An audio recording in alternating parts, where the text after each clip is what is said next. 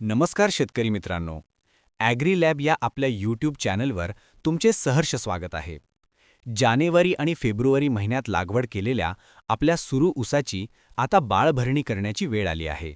मित्रांनो, सुरुवातीला थंडीचे प्रमाण जास्त असल्यामुळे जमिनीतील सूक्ष्मजीवांचे कार्य मंदावलेले असते, ज्यामुळे ऊसाची वाढ आणि उगवण थोडी उशिरा होते. आता आलेल्या या फुटव्यांना सशक्त करण्यासाठी आणि त्यांची योग्य जाडी राखण्यासाठी बाळभरणी करणे अत्यंत आवश्यक आहे. बाळभरणीचे मुख्य फायदे खालीलप्रमाणे आहेत. पहिला फायदा, कोंबांची जाडी वाढते.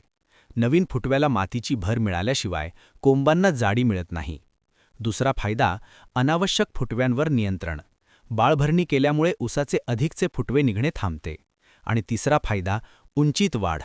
अनावश्यक फुटवे थांबल्यामुळे ऊसाची मुख्य वाढ होते आणि ऊसाची उंची वेगाने वाढण्यास मदत होते. बाळभरणी करताना या दोन गोष्टींची विशेष काळजी घ्या. पहिली गोष्ट, ऊसाच्या बुंध्याला व्यवस्थित 2 ते 3 इंच माती लागेल याची दक्षता घ्या.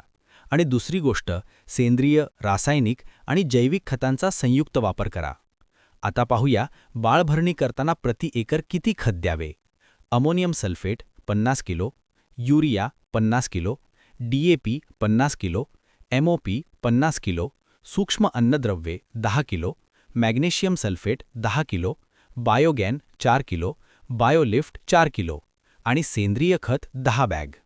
शेतकरी मित्रांनो, बायोगॅन आणि बायोलिफ्ट या जैविक खतांच्या किंवा दुसऱ्या कोणत्याही जैविक खतांबद्दलच्या मार्गदर्शनासाठी कृषीतज्ञ डॉक्टर KP पाटील यांचा नंबर इथे दिला आहे.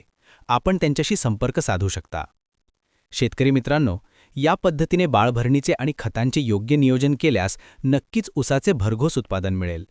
अशाच महत्त्वपूर्ण शेतीविषयक माहितीसाठी आपल्या ॲग्री लॅब चॅनलला नक्की सबस्क्राईब करा आणि व्हिडिओ आवडल्यास लाईक आणि शेअर करायला विसरू नका. धन्यवाद.